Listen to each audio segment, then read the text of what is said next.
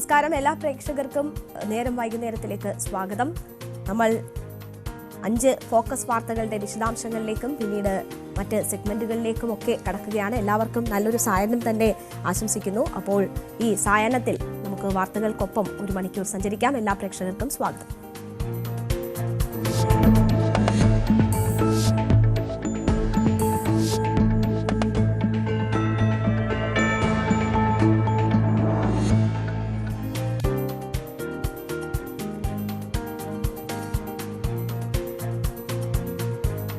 ശബരിമല സ്വർണ്ണക്കൊള്ളയിലെ ഏറ്റവും നിർണായകമായ അറസ്റ്റ് നടന്ന ദിവസമായിരുന്നു ഇന്നലെ.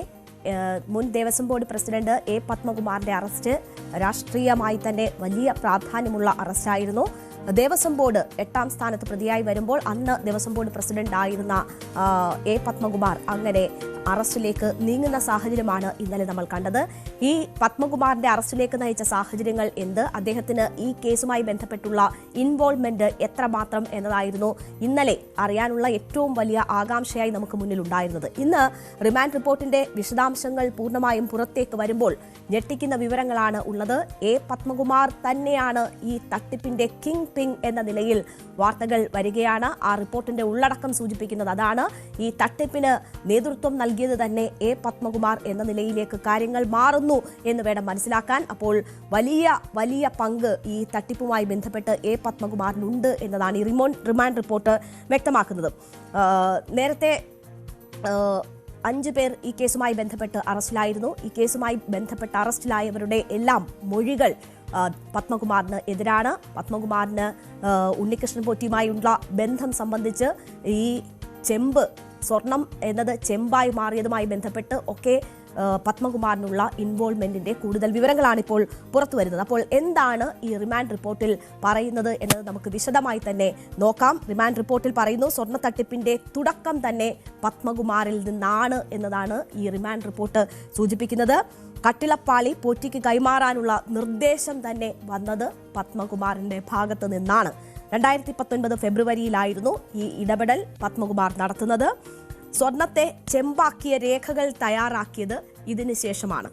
പോറ്റിക്ക് അനുകൂലമായി നടപടി സ്വീകരിക്കാൻ നിർദ്ദേശം നൽകിയത് പത്മകുമാറാണ്. കൃത്യനിർവഹണത്തിൽ വീഴ്ച വരുത്തി ഉണ്ണികൃഷ്ണൻ പോറ്റിക്ക് സ്വർണം അപഹരിക്കാൻ പത്മകുമാർ ഒത്താശ ചെയ്തു കൊടുക്കുകയായിരുന്നു. അപ്പോൾ ഈ തട്ടിപ്പിന്റെ തുടക്കം പത്മകുമാറിൽ നിന്നാണ്. ഈ ഉണ്ണികൃഷ്ണൻ പോറ്റിക്ക് ഈ സ്വർണം അവിടെ നിന്ന് ഇളക്കി പുറത്തേക്ക് കൊണ്ടുപോയി തട്ടിപ്പിനുള്ള വഴിയൊരുക്കിയതൊക്കെയും പത്മകുമാറിന്റെ ഇടപെടലാണ് എന്നതാണ് മനസ്സിലാകുന്നത്.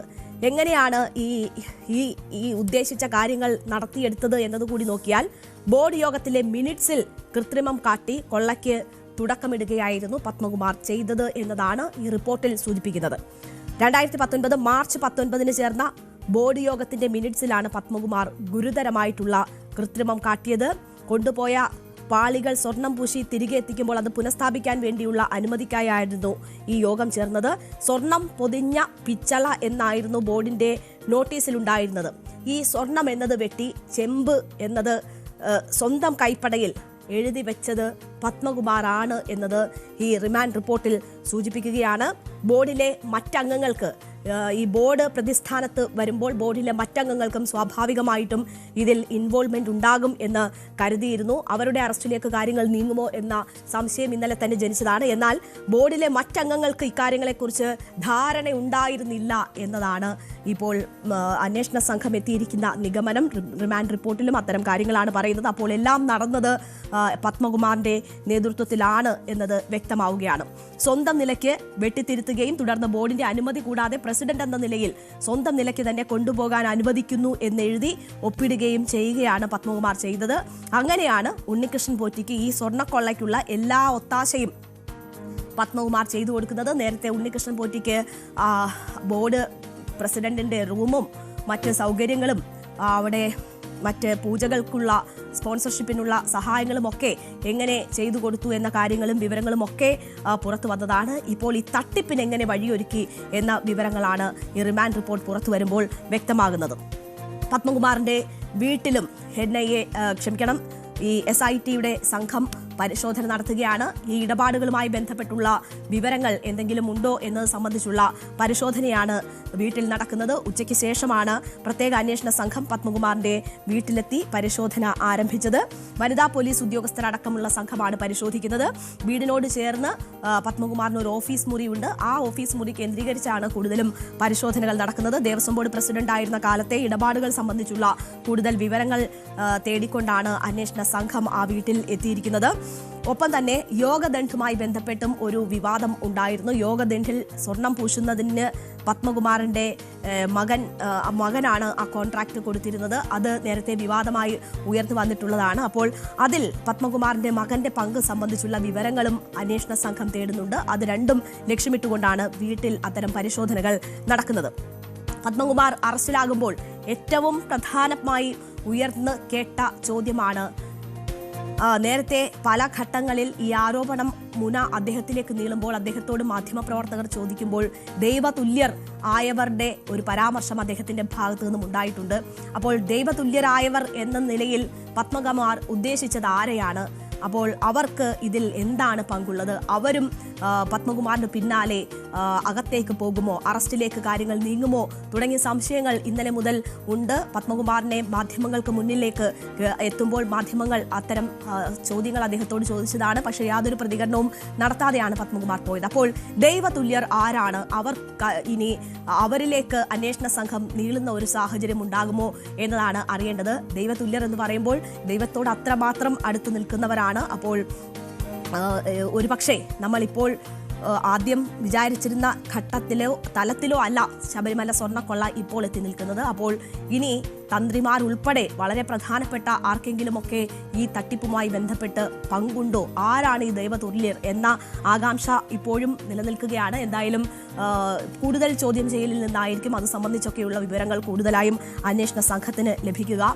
ഇപ്പോൾ വരുന്ന ചില വിവരങ്ങൾ അനുസരിച്ച് അന്ന് ഈ തട്ടിപ്പ് നടക്കുമ്പോൾ പത്മകുമാർ ഇതിനൊക്കെ നേതൃത്വം നൽകുമ്പോൾ ഈ തട്ടിപ്പിന് തുടക്കമിടുന്നത് തന്നെ പത്മകുമാർ എന്ന് പറയുമ്പോൾ അന്ന് ദേവസ്വം മന്ത്രിയായിരുന്ന കടകംപള്ളി സുരേന്ദ്രനിലേക്ക് അന്വേഷണ സംഘം എത്തുമോ? അദ്ദേഹത്തെ ചോദ്യം ചെയ്യുമോ എന്നതാണ് ഏറ്റവും പ്രധാനമായും ഇപ്പോൾ ഉയരുന്ന സംശയം. അതിനുള്ള സാധ്യതകൾ നിലനിൽക്കുന്നു എന്ന വിവരം തന്നെയാണ് വരുന്നത്. കടകംപള്ളി സുരേന്ദ്രനെ അന്വേഷണ സംഘം ചോദ്യം ചെയ്യാനുള്ള സാധ്യതകളുണ്ട്. പത്മകുമാറിന്റെ മൊഴിയിൽ കടകംപള്ളി സുരേന്ദ്രന് കുരുക്കാകുന്ന ചില കാര്യങ്ങളുണ്ട് എന്നതിന്റെ സൂചനകൾ കൂടിയാണ് വരുന്നത്. ശബരിമല ശ്രീകോവിലിലെ കട്ടിളപ്പാളികളുടെയും ദ്വാരപാലക ശില്പപാളികളുടെയും സ്പോൺസർ ഉണ്ണികൃഷ്ണൻ പോറ്റിയാണെന്ന വിവരം ദേവസ്വം മന്ത്രിക്കും അറിയാമായിരുന്നു എന്ന കാര്യമാണ് പത്മകുമാർ ഇപ്പോൾ പറഞ്ഞിട്ടുള്ളത്. നേരത്തെ ഉണ്ണികൃഷ്ണൻ പോറ്റിക്കൊപ്പമുള്ള ചില ഫോട്ടോസ്, കടകംപള്ളി സുരേന്ദ്രനൊപ്പം ഉണ്ണികൃഷ്ണൻ പോറ്റി നിൽക്കുന്ന ചില ഫോട്ടോസൊക്കെ പുറത്തു വന്നിട്ടുള്ളതാണ്. ഇരുവരും തമ്മിൽ ബന്ധമുണ്ട് എന്ന് ആരോപിക്കാൻ പ്രതിപക്ഷം ഉൾപ്പെടെ അത്തരം ഫോട്ടോസൊക്കെ ഉപയോഗിച്ചിരുന്നു. പക്ഷേ പലരുമായും പല പ്രമുഖ വ്യക്തികളുമായും ഉണ്ണികൃഷ്ണൻ പോറ്റി നിൽക്കുന്ന ഫോട്ടോസ് വന്നിരുന്നു.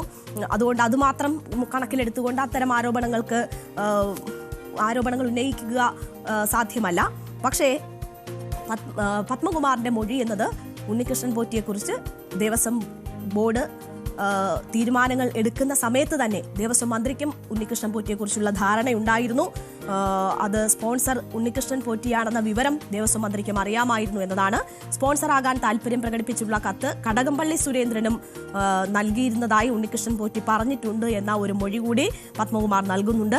ദേവസ്വം മന്ത്രിയും തന്ത്രിയും ഉൾപ്പെടെയുള്ള ഉന്നതരുമായും പോറ്റിക്ക് അടുപ്പമുണ്ടെന്നും അങ്ങനെയാണ് താൻ പോറ്റിയുമായി സൗഹൃദത്തിലായത് എന്നതുമാണ് പത്മകുമാറിന്റെ മൊഴി. അപ്പോൾ ദേവസ്വം മന്ത്രിക്ക് തന്ത്രിമാർക്കും ഒക്കെ ബന്ധമുള്ള വ്യക്തിയാണ്. അപ്പോൾ ദൈവതുല്യർ എന്നത് ഉദ്ദേശിക്കുന്നത് തന്ത്രിമാരെയാണോ, അങ്ങനെ ആർക്കെങ്കിലും ഉള്ള ബന്ധത്തെക്കുറിച്ചാണോ എന്ന സംശയം കൂടി ജനിക്കുന്നത് ഈ മൊഴിയുടെ വിശദാംശങ്ങളിലേക്ക് വരുമ്പോഴാണ്. എന്തായാലും അന്ന് ദേവസ്വം മന്ത്രിയായിരുന്ന കടകംപള്ളി സുരേന്ദ്രനെ ഉൾപ്പെടെ ഉള്ളവരിൽ നിന്ന് വിവരങ്ങൾ ചോദിച്ചറിയാൻ SIT തയ്യാറെടുക്കുന്നു എന്ന വിവരങ്ങൾ ഈ ഘട്ടത്തിൽ വരുന്നുണ്ട്. എന്തായാലും അത് സംബന്ധിച്ചൊക്കെ കൃത്യമായ നിഗമനത്തിലേക്ക് അന്വേഷണ സംഘം എത്തുക. ഇനി കസ്റ്റഡിയിൽ വാങ്ങി വിശദമായ ചോദ്യം ചെയ്യൽ, പത്മകുമാറിനെ വിശദമായി ചോദ്യം ചെയ്യുന്നതിൽ നിന്നായിരിക്കും അത്തരം തീരുമാനങ്ങളിലേക്ക് ഇനി അന്വേഷണ സംഘം എത്തുക. അപ്പോൾ ഇന്നലെ ഈ അറസ്റ്റ് ഉണ്ടാകുമ്പോൾ തന്നെ അത് CPM-നെ വലിയ രീതിയിൽ പ്രതിരോധത്തിലാക്കുന്നതാണ് എന്ന് നമ്മൾ പറഞ്ഞതാണ്. ഇന്ന് സംസ്ഥാന സെക്രട്ടേറിയറ്റ് ഉൾപ്പെടെ ചേരുകയും ഈ വിഷയം എങ്ങനെ കൈകാര്യം ചെയ്യണം എന്നതിൽ വിശദമായ ചർച്ചകൾ നടക്കുകയും ഒക്കെ ചെയ്തു. ഒരുപക്ഷെ പത്മകുമാറിനെതിരെ നടപടികൾ ഉണ്ടാകും എന്ന വിവരം കൂടി വരുന്നുണ്ട്. മാത്രവുമല്ല, തദ്ദേശ തെരഞ്ഞെടുപ്പ് അടുത്തിരിക്കുന്ന ഘട്ടത്തിൽ ഉണ്ടായിരിക്കുന്ന ഈ അറസ്റ്റുകൾ, എൻ വാസുവിൻ്റെതായാലും പത്മകുമാറിൻ്റെതായാലും ഉണ്ടായിട്ടുള്ള അറസ്റ്റുകൾ, അതുണ്ടാക്കുന്ന ഡാമേജ്, അതെങ്ങനെ കൺട്രോൾ ചെയ്യണം, ആ ഡാമേജ് കൺട്രോൾ എങ്ങനെ വേണം എന്ന കാര്യത്തിലൊക്കെ ഇന്ന് വിശദമായിട്ടുള്ള ചർച്ചകൾ സംസ്ഥാന സെക്രട്ടേറിയറ്റിൽ നടന്നു എന്നതാണ് മനസ്സിലാകുന്നത്. എന്തായാലും അതിനുശേഷം സംസ്ഥാന സെക്രട്ടറി എം വി ഗോവിന്ദൻ മാധ്യമങ്ങളെ കണ്ടു. അന്വേഷണം ശരിയായ ദിശയിൽ നീങ്ങുന്നു എന്നതിന്റെ സൂചനയാണ് ഇപ്പോൾ നടക്കുന്ന നടപടികൾ എന്നതാണ് എം വി ഗോവിന്ദൻ സൂചിപ്പിച്ചത്. മാത്രവുമല്ല, പ്രതിപക്ഷത്തിന് നേരത്തെ മുതൽ അവർ BJPക്കൊപ്പം നിന്ന് കേന്ദ്ര ഏജൻസിയുടെ അന്വേഷണം ആവശ്യപ്പെടുകയായിരുന്നു. ഇപ്പോൾ കാര്യങ്ങൾ ശരിയായ വിധത്തിലാണ് പോകുന്നത് എന്നത് എല്ലാവർക്കും ബോധ്യപ്പെട്ടിരിക്കുന്നു. അന്വേഷണത്തിൽ സർക്കാർ ഒരു ഇടപെടലും നടത്തിയിട്ടില്ല. അതിന്റെ തെളിവാണ് ഇപ്പോഴത്തെ അറസ്റ്റുകൾ എന്നതാണ് എം വി ഗോവിന്ദൻ പറഞ്ഞത്. ഇനിയും കൂടുതൽ വിവരങ്ങൾ പുറത്തുവരും. എല്ലാ നടപടിയും CPM പിന്തുണയ്ക്കുന്നുണ്ട്. പത്മകുമാറിന്റെ അറസ്റ്റുമായി ബന്ധപ്പെട്ടുള്ള ചോദ്യങ്ങൾക്ക് അതിന്റെ കൂടുതൽ വിശദാംശങ്ങൾ പരിശോധിക്കും എന്നതാണ് അദ്ദേഹം പറഞ്ഞത്. ആവശ്യമായ നടപടി സർക്കാർ സ്വീകരിക്കും. മുഖം നോക്കാതെ ശക്തമായ നടപടി ഉണ്ടാകുമെന്ന് മുഖ്യമന്ത്രി നിയമസഭയിൽ പ്രഖ്യാപിച്ചിരുന്നതാണ്. പാർട്ടി സ്വീകരിക്കേണ്ട നടപടികൾ പാർട്ടിയും സ്വീകരിക്കും എന്നതാണ് എം വി ഗോവിന്ദൻ ഇതുമായി ബന്ധപ്പെട്ട് പറഞ്ഞത്. അപ്പോൾ ആ നിലയിൽ CPM ഇതിനെ തങ്ങൾ ഭരിക്കുമ്പോൾ നടക്കുന്ന അന്വേഷണം ശരിയായ ദിശയിൽ പോകുന്നു എന്നതിൻ്റെ ഒരു സൂചനയാണ് ഈ അറസ്റ്റുകൾ. ആരെയും സംരക്ഷിക്കില്ല എന്ന് പറഞ്ഞുകൊണ്ട് തന്നെ പ്രതിരോധിക്കാൻ തീരുമാനിച്ചിരിക്കുന്നു എന്നതാണ് എം വി ഗോവിന്ദന്റെ വാക്കുകൾ സൂചിപ്പിക്കുന്നത്. അതേസമയം കേന്ദ്ര ഏജൻസി അന്വേഷിക്കണമെന്ന ആവശ്യം BJP ഒന്നുകൂടി ശക്തിപ്പെടുത്തുകയാണ്. സ്വർണ്ണക്കൊള്ള കടകംപള്ളിയും പത്മകുമാറും പോറ്റിയും ചേർന്നാണ് നടത്തിയിട്ടുള്ളത്, ആസൂത്രണം ചെയ്തത്. കടകംപള്ളിയെ ഉടൻ അറസ്റ്റ് ചെയ്യണം. സ്വർണ്ണ കവർച്ചയിൽ സർക്കാരും CPMഉം ഗൂഢാലോചന നടത്തിയിട്ടുണ്ട് എന്നും കെ സുരേന്ദ്രൻ ഇതുമായി ബന്ധപ്പെട്ട് പ്രതികരിച്ചു. അപ്പോൾ BJP ഈ സാഹചര്യത്തെ, രാഷ്ട്രീയ നേതൃത്വവുമായി ഏറ്റവും അടുത്ത് നിൽക്കുന്നവർ വരെ അറസ്റ്റിലാകുന്ന ഈ സാഹചര്യത്തിൽ കേന്ദ്ര ഏജൻസികളുടെ അന്വേഷണം എന്ന ആവശ്യം ഒന്നുകൂടി ബലപ്പെടുത്തുകയാണ് BJP ഈ ഘട്ടത്തിൽ ചെയ്യുന്നത്. ശബരിമല സ്വർണ്ണക്കൊള്ളയിൽ മുൻ ദേവസ്വം പ്രസിഡന്റ് പത്മകുമാറിന്റെ അറസ്റ്റോടെ ഈ കേസിന് ഏറ്റവും സുപ്രധാനമായിട്ടുള്ള ഒരു മാനം വന്നിരിക്കുകയാണ്. കൃത്യമായ രാഷ്ട്രീയ ഇടപെടലുകൾ ശബരിമലയിലെ സ്വർണ്ണക്കൊള്ളയിൽ ഉണ്ടായിരുന്നു എന്നുള്ള വസ്തുത സ്ഥിരീകരിക്കപ്പെടുകയാണ്. ഞങ്ങൾ ആദ്യ ദിവസം മുതൽക്ക് തന്നെ ശബരിമലയിൽ നടന്ന അതിഭീകരമായ കൊള്ള CPMന്റെ ആസൂത്രണമാണ് എന്നുള്ള ആരോപണമാണ് ഉന്നയിച്ചിരുന്നത്. സർക്കാരും CPMന്റെ നേതൃത്വവും ഗൂഢാലോചന നടത്തിയാണ് ശബരിമലയിൽ സ്വർണ്ണക്കൊള്ള നടത്തിയത്. അതിപ്പോ വളരെ വ്യക്തമായി സ്പഷ്ടമായി തെളിഞ്ഞിരിക്കുകയാണ്. ദേവസ്വം ബോർഡിന്റെ പ്രസിഡന്റായിരുന്ന പത്മകുമാർ സംസ്ഥാനത്തെ CPMന്റെ ഒരു മുൻ MLA ആണ്. പത്തനംതിട്ടയിലെ ഏറ്റവും സീനിയർ മാർക്സിസ്റ്റ് പാർട്ടി നേതാവാണ്. മുഖ്യമന്ത്രി ശ്രീ പിണറായി വിജയന്റെയും അന്നത്തെ ദേവസ്വം മന്ത്രി ശ്രീ കടകംപള്ളി സുരേന്ദ്രന്റെയും വളരെ വിശ്വസ്തനായിട്ടുള്ള അനുയായിയുമാണ്. പത്മകുമാറിനെ മറ്റു പല പേരുകളും വന്നിട്ടും മുഖ്യമന്ത്രി ശ്രീ പിണറായി വിജയന്റെ നിർദ്ദേശാനുസരണമാണ് പത്മകുമാറിനെ ദേവസ്വം ബോർഡിന്റെ പ്രസിഡന്റാക്കുന്നത്. അപ്പോൾ എങ്ങനെയാണ് വരും ദിവസങ്ങളിൽ ഈ അറസ്റ്റ് വിഷയം BJP ഉൾപ്പെടെയുള്ള രാഷ്ട്രീയ പാർട്ടികൾ ഉപയോഗിക്കാൻ പോകുന്നത് എന്നതാണ് നമ്മൾ സുരേന്ദ്രന്റെ പ്രതികരണത്തിലൂടെ മനസ്സിലാക്കേണ്ടത്. ഇന്നലെ വലിയ ശക്തമായ ഭാഷയിലാണ് പ്രതിപക്ഷ നേതാവ് ഈ കാര്യങ്ങളിൽ സംസാരിച്ചത്. കടകംപള്ളിയെ അറസ്റ്റ് ചെയ്ത് ചോദ്യം ചെയ്യണമെന്നുൾപ്പെടെയുള്ള കാര്യങ്ങൾ അദ്ദേഹം സൂചിപ്പിക്കുകയും ചെയ്തു. ഇനി കടകംപള്ളിയാണ് എന്നത് പ്രതിപക്ഷം ചൂണ്ടിക്കാണിക്കുന്ന ഒരു സാഹചര്യവുമൊക്കെ വന്നിട്ടുള്ളതാണ്. നമുക്കറിയാം, തദ്ദേശ തെരഞ്ഞെടുപ്പിന്റെ ഇപ്പോൾ നാമനിർദ്ദേശ പത്രിക സമർപ്പിക്കേണ്ടുന്ന അവസാന ദിവസമായിരുന്നു ഇന്ന്. അപ്പോൾ അതിന് പ്രചാരണം അങ്ങോട്ട് ഊർജിതമായി പോകുന്ന ദിവസങ്ങളാണ് വരാനിരിക്കുന്നത്. ആ ഘട്ടത്തിലൊക്കെ വളരെ കാര്യമായി തന്നെ ഈ വിഷയം താഴെത്തട്ടിൽ ചർച്ച ചെയ്യും എന്ന കാര്യത്തിൽ യാതൊരു സംശയവുമില്ല. ഇതുവരെ ഞങ്ങൾ നിയമിച്ച ബോർഡ് അംഗങ്ങൾക്കോ അതിനെ നയിച്ചവർക്കോ ഒന്നും ഇതിൽ പങ്കില്ല എന്ന് ആദ്യഘട്ടങ്ങളിൽ ന്യായീകരണം കണ്ടെത്തിയ മുഖ്യമന്ത്രിക്കും ദേവസ്വം മന്ത്രിക്കും ഒന്നും യാതൊരു തരത്തിലും ന്യായീകരിക്കാൻ പറ്റാത്ത സാഹചര്യമാണ് ഉണ്ടായിരിക്കുന്നത്. പത്മകുമാറിന്റെ അറസ്റ്റിലേക്ക് നയിച്ച സാഹചര്യങ്ങൾ നോക്കുകയാണെങ്കിൽ സമാനമായ രീതിയിൽ നിലവിലെ ഇപ്പോഴുണ്ടായിരുന്ന ദേവസ്വം ബോർഡ് പ്രസിഡന്റിലേക്കും അന്വേഷണം എത്തേണ്ടുന്ന സാഹചര്യങ്ങളുണ്ട്. അങ്ങനെയാണെങ്കിൽ PS പ്രശാന്ത് ഉൾപ്പെടെയുള്ളവർ ഇനി അവരുടെ കൂടി അറസ്റ്റിലേക്ക് കാര്യങ്ങൾ നീങ്ങുമോ എന്നത് സംശയിക്കേണ്ടിയിരിക്കുന്നു. അങ്ങനെയൊക്കെ കാര്യങ്ങൾ പോവുകയാണെങ്കിൽ വലിയ വലിയ പ്രതിസന്ധിയായിരിക്കും ഇത് CPM എന്ന രാഷ്ട്രീയ പാർട്ടിയെ സംബന്ധിച്ചും സർക്കാരിനെ സംബന്ധിച്ചും ഉണ്ടാക്കുക. അയ്യപ്പ സംഗമം നടത്തിക്കൊണ്ട് അയ്യപ്പ ഭക്തരെ ഒപ്പം നിർത്താൻ അല്ലെങ്കിൽ ഭൂരിപക്ഷ സമുദായത്തെ ഒപ്പം നിർത്താൻ നടത്തിയ ശ്രമങ്ങൾ ഒക്കെയും വെള്ളത്തിൽ വരച്ച വര പോലെ ആയിത്തീർന്നിരിക്കുന്ന ഒരു സാഹചര്യത്തിലൂടെയാണ് കാര്യങ്ങൾ കടന്നു പോകുന്നത്. ഇപ്പോൾ മുന്നോട്ട് വെക്കുന്ന ന്യായീകരണങ്ങൾ കൊണ്ട് പിടിച്ചു നിൽക്കുക സാധ്യമാണോ എന്നത് പോലും സംശയമാണ്. അത്രമാത്രം ഗൗരവമാർന്ന വിവരങ്ങളാണ് സ്വർണ്ണക്കൊള്ളയുമായി ബന്ധപ്പെട്ട് പുറത്തു വരുന്നത്. നമ്മൾ ഒരു ഘട്ടത്തിലും സംശയിക്കാതിരുന്നവരുടെ പങ്കാളിത്തം സംബന്ധിച്ച് റിമാൻഡ് റിപ്പോർട്ടിൽ ഉൾപ്പെടെ പുറത്തു വരുന്നത് അത്തരം ഞെട്ടിക്കുന്ന വിവരങ്ങളാണ്. കോടതിയുടെ പരിശോധനയിൽ നടക്കുന്ന അന്വേഷണമാണ്. ഇനിയും ഇതിൽ കൂടുതൽ വിവരങ്ങൾ പുറത്തു വരാനുണ്ട് എന്ന് തന്നെയാണ് മനസ്സിലാകുന്നത്. അപ്പോൾ ഒരു തരത്തിലും ഈ തൊടുന്യായങ്ങൾ കണ്ടെത്തി പിടിച്ചു നിൽക്കാൻ കഴിയുന്ന സാഹചര്യമല്ല സ്വർണ്ണക്കൊള്ളയുമായി ബന്ധപ്പെട്ട് ഉള്ളത്.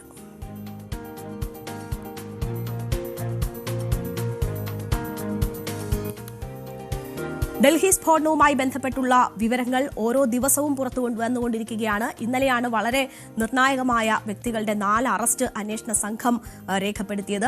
അപ്പോൾ ഈ കേസുമായി ബന്ധപ്പെട്ട് അറസ്റ്റിലായ ആളുകളുടെ എണ്ണം ഇതോടെ 6 മാറിയിരിക്കുന്നു. ഇന്നലെ നമ്മൾ എങ്ങനെയാണ് ഫരീദാബാദിലെ സർവകലാശാല കേന്ദ്രീകരിച്ച് ഈ ഭീകര പ്രവർത്തനങ്ങൾ നടക്കുന്നതെന്നും അവിടവുമായി നേരത്തെയും ഭീകരർക്ക് ബന്ധം ഉള്ള കാര്യങ്ങളൊക്കെ വിശദമായി തന്നെ പരിശോധിച്ചതാണ്. ഇന്നിപ്പോൾ പുറത്തുവരുന്ന വിവരം ഈ സ്ഫോടനത്തിന്റെ മാസ്റ്റർ മൈൻഡ് ആയ ഉക്കാസ എന്ന ചുരുക്കപ്പേരിൽ അറിയപ്പെടുന്ന വ്യക്തിയെക്കുറിച്ചുള്ള കൂടുതൽ വിവരങ്ങൾ അന്വേഷണ സംഘത്തിന് ലഭിച്ചിരിക്കുന്നു എന്നതാണ്.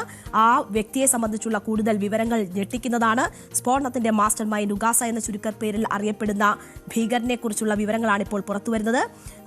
ഇയാൾ കർണാടക സ്വദേശി മുഹമ്മദ് ഷാഹിദ് ഫൈസലാണ് എന്ന വിവരമാണ് അന്വേഷണ സംഘത്തിന് ഇപ്പോൾ ലഭിച്ചിരിക്കുന്നത്. കർണാടക സ്വദേശിയായ മുഹമ്മദ് ഷാഹിദ് ഫൈസലാണ് ഉക്കാസ എന്ന പേരിൽ അറിയപ്പെടുന്ന ഈ സ്ഫോടനത്തിന്റെ തന്നെ മാസ്റ്റർ മൈൻഡ് എന്നതാണ് ഇപ്പോൾ അന്വേഷണ സംഘത്തിന് ലഭിച്ചിരിക്കുന്ന വിവരം.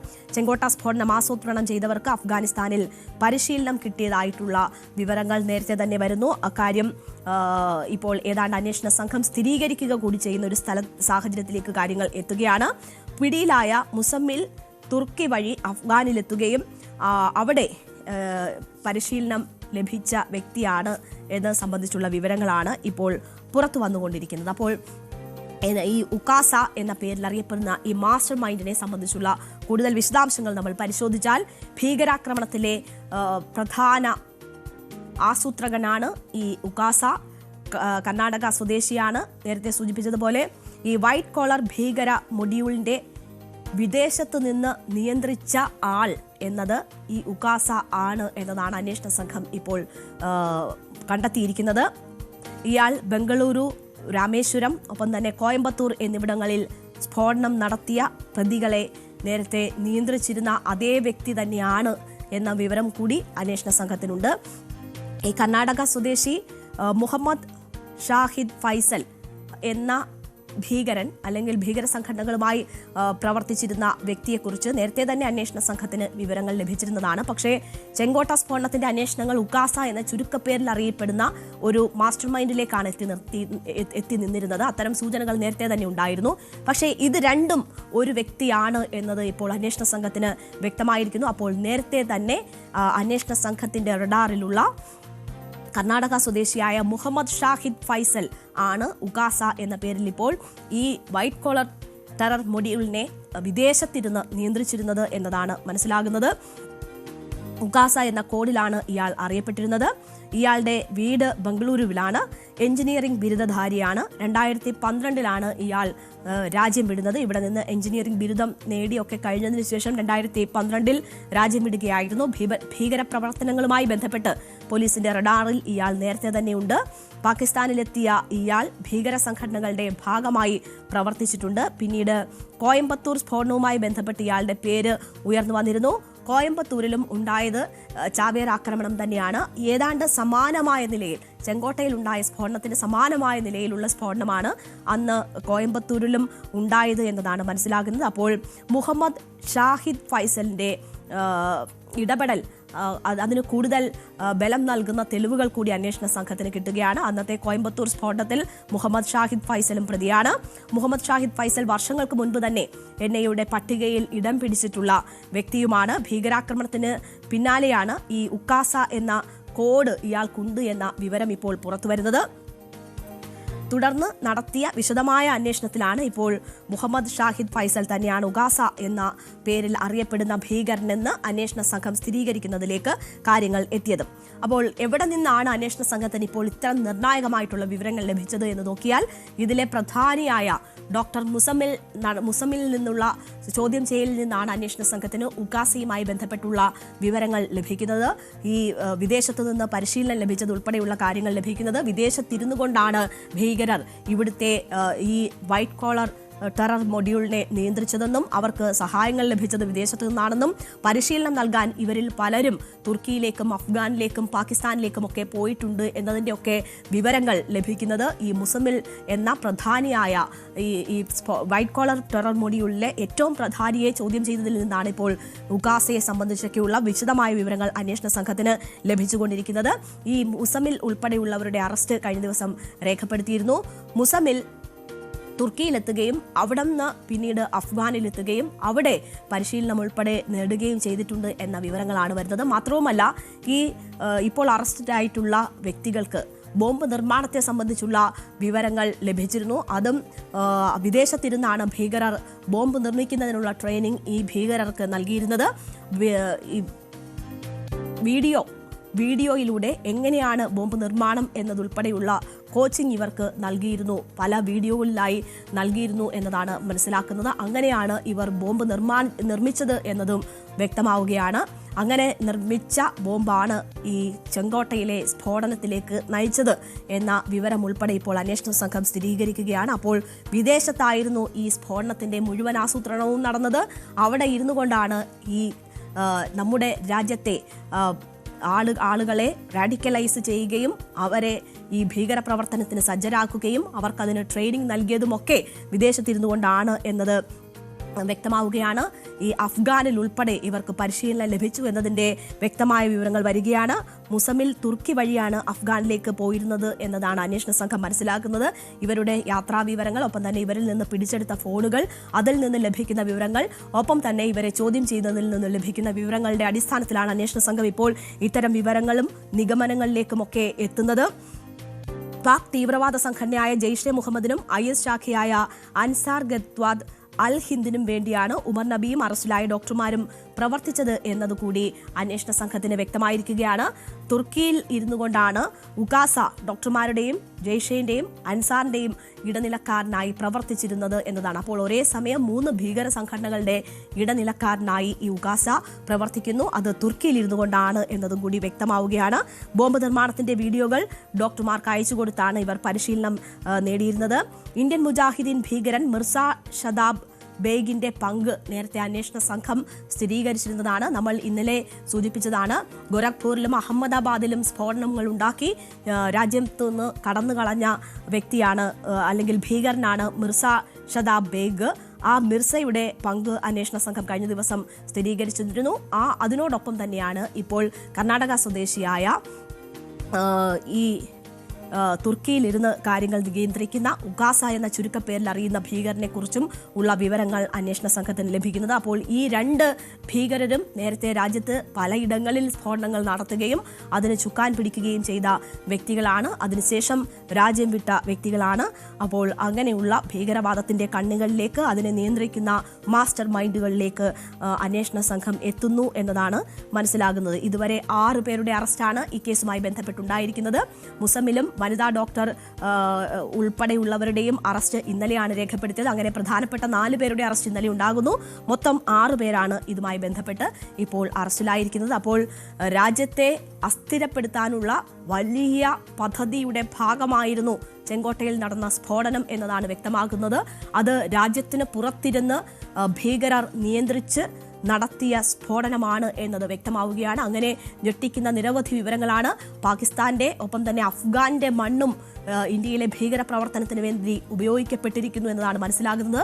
അഫ്ഗാനിൽ ഉൾപ്പെടെ ട്രെയിനിങ് നേടിയ ഭീകരരാണ് ഇപ്പോൾ തിരിച്ചെത്തി രാജ്യത്ത് ആക്രമണം നടത്തിയിരിക്കുന്നതെന്ന് വരുന്നു. തുർക്കിക്ക് ഒരു വലിയ സ്ഥാനം ഈ ആക്രമണത്തിൽ ഉണ്ട് എന്നത് വ്യക്തമാകുന്നു. തുർക്കി കേന്ദ്രീകരിച്ച് ഭീകരർ പ്രവർത്തിക്കുന്നു. അവർ അവിടെ ഇരുന്നു കൊണ്ട് ഇവിടുത്തെ ഭീകര സംഘടനകളെ പ്രവർത്തിപ്പിക്കുന്നു, പരിശീലിപ്പിക്കുന്നു എന്നതിൻ്റെ വിവരം വരുന്നു. അപ്പോൾ വലിയ വലിയ മാനങ്ങൾ ഉള്ളതാണ് ഈ സ്ഫോടനം. അവിടെ ചെങ്കോട്ടയിൽ നടന്ന സ്ഫോടനം, അതിന് പിന്നിൽ വലിയ ഭീകര സംഘങ്ങൾ തന്നെ പ്രവർത്തിക്കുന്നു. അവർ വിദേശത്തിരുന്നു കൊണ്ടാണ് അതെല്ലാം ഓപ്പറേറ്റ് ചെയ്യുന്നത് എന്നതിൻ്റെയൊക്കെ നിർണായക വിവരങ്ങളാണ് പുറത്തു വരുന്നത്. രാജ്യം കൂടുതൽ ഇതിനെതിരെ ജാഗരൂകമാകണം എന്ന സൂചനകൾ തന്നെയാണ് ഡൽഹി സ്ഫോടനം നൽകുന്നത്. ചെങ്കോട്ട സ്ഫോടനത്തിന്റെ അന്വേഷണം മുന്നോട്ട് പോകുമ്പോൾ അത് സംബന്ധിച്ചുള്ള വിവരങ്ങളാണ് പുറത്തു വന്നുകൊണ്ടിരിക്കുന്നത്.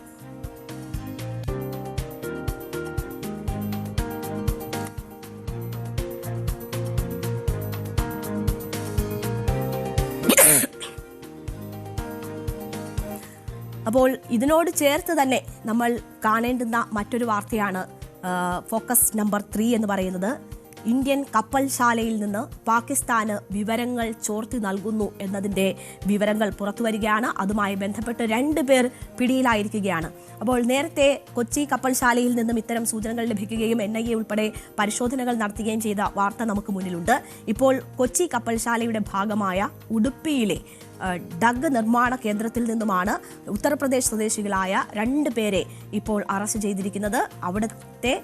അവിടെ ഇരുന്നു കൊണ്ട് കപ്പൽ നിർമ്മാണശാലയിൽ ഇന്ത്യൻ സൈന്യത്തിന് വേണ്ടി, ഇന്ത്യൻ നാവികസേനയ്ക്ക് വേണ്ടി നിർമ്മിക്കപ്പെടുന്ന കപ്പലുകൾ സംബന്ധിച്ചുള്ള വിവരങ്ങൾ പാകിസ്ഥാന് ചോർത്തിക്കൊടുത്തു എന്ന വിവരമാണ് ലഭിക്കുന്നത്. വളരെ ഗുരുതരമായ കുറ്റകൃത്യം കണ്ടെത്തിയതിനെ തുടർന്നാണ് ഇപ്പോൾ ഇവരെ അറസ്റ്റ് ചെയ്തിരിക്കുന്നത്. നോക്കൂ, നമ്മളുടെ നാവികസേനയുടെ ഭാഗമാകേണ്ടുന്ന കപ്പലുകൾ, അത് സംബന്ധിച്ചുള്ള വളരെ നിർണായകമായ വിവരങ്ങളാണ് ഇവർ ചോർത്തി പാകിസ്ഥാന് നൽകിയിരുന്നത് എന്നതാണ് മനസ്സിലാക്കുന്നത്. അങ്ങനെ അതിൽ ഉൾപ്പെട്ട 2 പേരാണ് ഇപ്പോൾ പിടിയിലായിരിക്കുന്നത്. ഇവർ ഏതാണ്ട് 1.5 വർഷമായി ഈ പണി ചെയ്തുകൊണ്ടിരിക്കുകയായിരുന്നു എന്നതാണ് വ്യക്തമാക്കുന്നത്. ഒരു ഘട്ടത്തിൽ ഇതിൽ 2 പേരാണ് പ്രതികൾ ആയിട്ടുള്ളത്. ഒന്ന് രോഹിത്, ഒന്ന് സാന്ദ്രി. ഇവർ 2 പേരും ഉത്തർപ്രദേശ് സ്വദേശികളാണ്. രോഹിത് ആദ്യം കൊച്ചി കപ്പൽ നിർമ്മാണശാലയിലായിരുന്നു. അവിടെ നിന്ന് ചില പ്രശ്നങ്ങൾ ഇയാളുടെ പേരിൽ വരികയും ഇയാളുടെ പെരുമാറ്റത്തിൽ ഉൾപ്പെടെ ചില സംശയങ്ങൾ തോന്നുകയും ഇയാളെ അവിടെ നിന്ന് സ്ഥലം മാറ്റി ഉടുപ്പിയിലെ ഡഗ് നിർമ്മാണ കേന്ദ്രത്തിലേക്ക് മാറ്റുകയുമായിരുന്നു. പക്ഷേ അവിടെ ഇരുന്നു കൊണ്ടും കൊച്ചിയിലെ നാവികസേന ആസ്ഥാനത്ത് കപ്പൽ നിർമ്മാണശാലയിൽ ജോലി ചെയ്യുന്ന സുഹൃത്ത് വഴി ഇയാൾ വിവരങ്ങൾ ശേഖരിക്കുകയും അത് കൈമാറുകയും ചെയ്തിരുന്നു എന്നതാണ് മനസ്സിലാകുന്നത്. അപ്പോൾ ഇവർ 2 പേരും കൊച്ചി ഷിപ്പ്യാർഡിലെ ജീവനക്കാരായിരുന്നു. അതിനുശേഷം ഈ കുറ്റം കണ്ടെത്തി നാടുകടത്തിയ ആളാണ് രോഹിത്. അവിടെ ഇരുന്നും അയാൾ ഈ പ്രവൃത്തി തന്നെ ചെയ്തു എന്നതാണ് മനസ്സിലാകുന്നത്. ഈ സുഷമ മറൈൻ പ്രൈവറ്റ് ലിമിറ്റഡ് വഴി കരാർ അടിസ്ഥാനത്തിലാണ് ഇവർ ആദ്യം നിയമിക്കപ്പെട്ടത് എന്നതിൻ്റെ വിവരങ്ങൾ കൂടി വരുന്നുണ്ട്. അപ്പോൾ അങ്ങനെ ആ സംവിധാനത്തിലേക്ക് നുഴഞ്ഞു കയറി അവിടെ നിന്ന് വിവരങ്ങൾ ശേഖരിച്ച് ശത്രുക്കൾക്ക് നൽകുന്നു എന്ന ചാരപ്പണി ചെയ്തു എന്നതാണ് ഇപ്പോൾ ഇവരെക്കുറിച്ച് അന്വേഷണ സംഘം കണ്ടെത്തിയിരിക്കുന്ന വിവരങ്ങൾ. രോഹിത് ഉത്തർപ്രദേശിലെ സുൽത്താൻപൂർ ജില്ലയിലെ അനന്തറാം ഭട്പുര സ്വദേശിയാണ്. സാന്ദ്രി എന്ന് പറയുന്നത് ഉത്തർപ്രദേശിലെ സുൽത്താൻപൂർ ജില്ലയിലെ ഹഞ്ചബാദ് മൈതാനി സ്വദേശിയുമാണ്. അപ്പോൾ കൊച്ചിൻ ഷിപ്പ്യാർഡ് ഇന്ത്യൻ നാവികസേനയ്ക്കായി ഡഗ്ഗുകൾ നിർമ്മിക്കുന്നതിനൊപ്പം സ്വകാര്യ സ്ഥാപനങ്ങൾക്കായും കപ്പലുകൾ ഒക്കെ നിർമ്മിക്കുന്ന സ്ഥാപനമാണ്. കഴിഞ്ഞ 1.5 വർഷമായി പ്രതികൾ പാകിസ്ഥാനിലേക്ക് രഹസ്യ വിവരങ്ങൾ കൈമാറുന്നുണ്ട് എന്നതാണ് ഇപ്പോൾ അന്വേഷണ സംഘം മനസ്സിലാക്കിയിരിക്കുന്നത്. കൊച്ചിൻ ഷിപ്പ്യാർഡ് CEO നൽകിയ പരാതിയുടെ അടിസ്ഥാനത്തിലാണ് ഉടുപ്പി പോലീസ് ഇവരെ അറസ്റ്റ് ചെയ്യുകയും തുടർന്ന് കോടതിയിൽ ഹാജരാക്കി ജുഡീഷ്യൽ കസ്റ്റഡിയിൽ വിടുകയും ചെയ്തിരിക്കുന്നത്. ഈ കേസിൽ പാകിസ്ഥാന് വേണ്ടി ചാരപ്പണി ചെയ്തു എന്ന് വ്യക്തമായിരിക്കുന്ന സാഹചര്യത്തിൽ ഇനി ഇതിൻ്റെ അന്വേഷണം NIA ഏറ്റെടുക്കുകയും കൂടുതൽ വിശദമായ അന്വേഷണത്തിലേക്ക് കടക്കുകയും ചെയ്യും എന്നതാണ് മനസ്സിലാകുന്നത്. ദേശീയ ഏജൻസികൾ ഒന്നിലധികം ഏജൻസികൾ വേണമെങ്കിലും ഇതിൻ്റെ അന്വേഷണത്തിൽ പങ്കുചേരും എന്ന സൂചനകൾ വരുന്നു. പ്രതികളിൽ ഒരാളായ രോഹിത് മുമ്പ് ഞാൻ സൂചിപ്പിച്ചതുപോലെ കേരളത്തിൽ ജോലി ചെയ്തിരുന്നു. പണത്തിന് പകരമായി വാട്സപ്പ് വഴി കപ്പലുകളുടെ രഹസ്യ പട്ടിക, മറ്റ് രഹസ്യ വിവരങ്ങൾ എന്നിവ ചോർത്തി നൽകിയിരുന്നു എന്നതാണ് പ്രാഥമികമായി ഇപ്പോൾ മനസ്സിലാക്കിയിരിക്കുന്നത്. അല്ലെങ്കിൽ അന്വേഷണ സംഘം പുറത്തേക്ക് വിടുന്ന വിവരം. ഉടുപ്പിയിലെ മാൽപേ കപ്പൽശാലയിലേക്ക് മാറ്റിയതിനു ശേഷവും അയാൾ ഇവിടുത്തെ സോഴ്സുകൾ ഉപയോഗിച്ച് ഈ പണി തുടർന്നു വരികയായിരുന്നു. ഈ പ്രതികളുടെ പ്രവർത്തനങ്ങൾ രാജ്യത്തിന്റെ പരമാധികാരത്തിന് ഹാനികരം എന്നത് കണക്കാക്കപ്പെടുകയാണ്. അപ്പോൾ ജില്ലാ പോലീസ് സൂപ്രണ്ട് ഉൾപ്പെടെ രാജ്യവിരുദ്ധ പ്രവർത്തനമാണ് ഇവർ ചെയ്തത് എന്ന രീതിയിൽ ഈ വിഷയത്തിൽ പ്രതികരിക്കുകയും ചെയ്തിട്ടുണ്ട്. തുറമുഖങ്ങൾ, ഷിപ്പിംഗ്, ജലപാത നിർമ്മാണത്തിന് കീഴിൽ പ്രവർത്തിക്കുന്ന കേന്ദ്ര സർക്കാർ ഉടമസ്ഥതയിലുള്ള സ്ഥാപനമാണ് കൊച്ചി കപ്പൽശാല. അപ്പോൾ ഇവിടെയാണ് ഈ പാകിസ്ഥാന് വേണ്ടി ചാരപ്പണി ചെയ്യാൻ നമ്മുടെ നാട്ടിൽ തന്നെ മനുഷ്യർ നുഴഞ്ഞു കയറുകയും ആ പണി പണം വാങ്ങിക്കൊണ്ട് ഏതാണ്ട് 1.5 വർഷമായി ചെയ്തുകൊണ്ടിരിക്കുകയും ചെയ്യുന്നത്. അവിടെ അവർ ജോലി ചെയ്യുന്നതിനുള്ള പ്രതിഫലം വാങ്ങുന്നതിനൊപ്പം തന്നെ പാകിസ്ഥാന് വേണ്ടി ചാരപ്പണി ചെയ്യുന്നതിനുള്ള പണവും വാങ്ങിയാണ് ഈ പണി, രാജ്യവിരുദ്ധ പ്രവർത്തനം അവർ അവിടെ ചെയ്തത്. എന്തൊക്കെ നിർണായക വിവരങ്ങൾ നഷ്ടപ്പെട്ടിട്ടുണ്ട് അല്ലെങ്കിൽ കൈമാറ്റം ചെയ്യപ്പെട്ടിട്ടുണ്ട് എന്നത് സംബന്ധിച്ചൊക്കെയുള്ള വിശദമായ അന്വേഷണം ആവശ്യമായി വരുന്ന ഒരു ഘട്ടം കൂടിയുണ്ട്. വാട്സപ്പും ഫേസ്ബുക്ക് എന്നിവ വഴിയാണ് ഇവർ ഈ രഹസ്യ വിവരങ്ങൾ കൈമാറിയിരുന്നത്. ഈ പ്രവർത്തനങ്ങളിൽ നിന്ന് ഇവർ പണം സമ്പാദിച്ചിട്ടുണ്ട് എന്നതിൻ്റെ വിവരങ്ങളും തെളിവുകളും അന്വേഷണ സംഘം കണ്ടെത്തിയിട്ടുണ്ട്.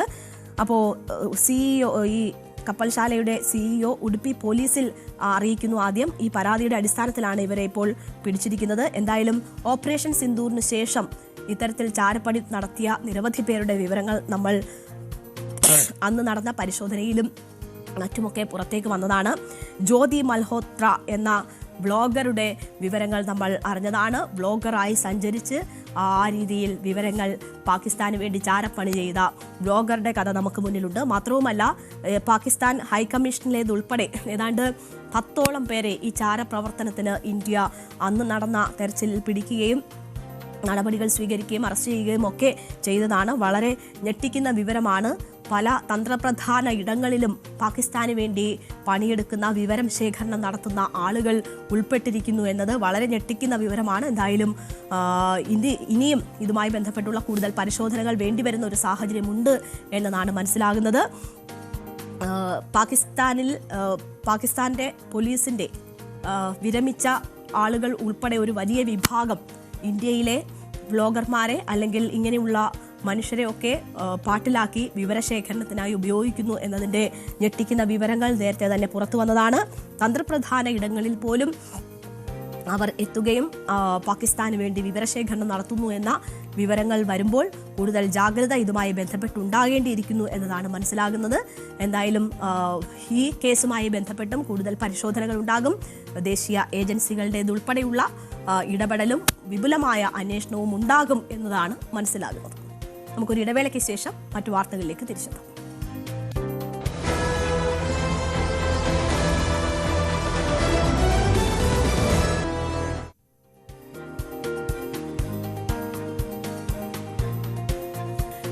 കർണാടകയിൽ കോൺഗ്രസിൽ വീണ്ടും വലിയ പ്രതിസന്ധി ഉടലെടുക്കുന്നു എന്നത് സംബന്ധിച്ചുള്ള വിവരങ്ങളാണ് വരുന്നത്. മുഖ്യമന്ത്രി സ്ഥാനത്തെ ചൊല്ലി DK ശിവകുമാറും സിദ്ധരാമയ്യയും തമ്മിൽ ഉള്ള പ്രശ്നങ്ങൾ നേരത്തെ തെരഞ്ഞെടുപ്പിന് മുൻപ് മുതൽ ഉണ്ട്. തെരഞ്ഞെടുപ്പ് ഫലം വന്നതിന് ശേഷം അത് ഉണ്ടായിരുന്നു. അത് പിന്നീട് ഹൈക്കമാൻഡ് ഇടപെട്ട് പരിഹരിക്കുകയായിരുന്നു. സിദ്ധരാമയ്യയെ തുടരാൻ അനുവദിക്കുകയായിരുന്നു. അത് ഇപ്പോൾ 2.5 വർഷക്കാലം പിന്നിടുമ്പോൾ മുഖ്യമന്ത്രി സ്ഥാനത്തിനായുള്ള ക്ലെയിം DK ശിവകുമാർ ഉന്നയിക്കുന്നു എന്നതാണ് മനസ്സിലാക്കിയിരുന്നത്. എന്നാൽ അതുമായി ബന്ധപ്പെട്ട് ഇപ്പോൾ ഹൈക്കമാൻഡിന് മേൽ വലിയ സമ്മർദ്ദം ചെലുത്താൻ DK അനുകൂലിക്കുന്ന 10 MLA-മാർ ഉൾപ്പെട്ട സംഘം ഡൽഹിയിലെത്തുകയും അവർ വിവിധ നേതാക്കളുമായി കൂടിക്കാഴ്ചകൾ നടത്തുകയും ഒക്കെ ചെയ്തു വരുന്ന ഒരു ഘട്ടമാണ്. പുറമേക്ക് പ്രശ്നങ്ങളില്ല എന്ന് പറയുമ്പോൾ പോലും ഉള്ളിൽ വലിയ രീതിയിലുള്ള പ്രശ്നം കർണാടക കോൺഗ്രസിൽ നിലനിൽക്കുന്നു എന്നതിൻ്റെ സൂചനകൾ തന്നെയാണ് അവിടെ നിന്ന് വന്നുകൊണ്ടിരിക്കുന്നത്. നേരത്തെ തന്നെ മുഖ്യമന്ത്രി സ്ഥാനത്തിലേക്കുള്ള ഒരു ക്ലെയിം DK ശിവകുമാറിന്റെ ഭാഗത്തു നിന്നും ഉണ്ടായതാണ്. പക്ഷേ വലിയ ഒരു വിജയം അവിടെ നേടിയതിനു ശേഷം പ്രശ്നപരിഹാരം എന്ന നിലയിലാണ് ടേം വ്യവസ്ഥ എന്ന പുറമേക്ക് പറഞ്ഞിട്ടില്ല എങ്കിൽ പോലും ഔദ്യോഗികമായി ഔദ്യോഗികമായി കോൺഗ്രസ് സമ്മതിച്ചിട്ടില്ലെങ്കിൽ പോലും അത്തരമൊരു ടേം വ്യവസ്ഥ ഉണ്ട് എന്നത് നേരത്തെ തന്നെ പറയപ്പെട്ടിരുന്നതാണ്. അതിന്റെ കാലാവധിയിൽ അപ്പോൾ മുഖ്യമന്ത്രി സ്ഥാനത്തിനായുള്ള അവകാശവാദം DK ശിവകുമാർ പക്ഷം ഉയർത്തുന്നു എന്നതാണ് ഇപ്പോഴത്തെ സാഹചര്യം എന്നതാണ് മനസ്സിലാകുന്നത്.